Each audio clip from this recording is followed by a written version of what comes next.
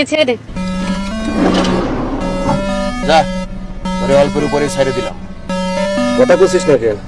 তোমার কি মনে হচ্ছে যে এই পথে তোমাকে আর আশা লাগবে না? আসলি পরে কি করবি?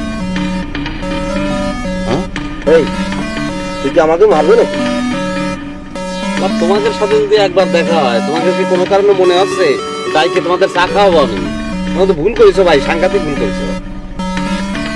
এই না বাস, এই শালা আমি আবারও করছি, সাংঘাতিক ভুল করেছি। তোরা তো আলেককে চিনিস না।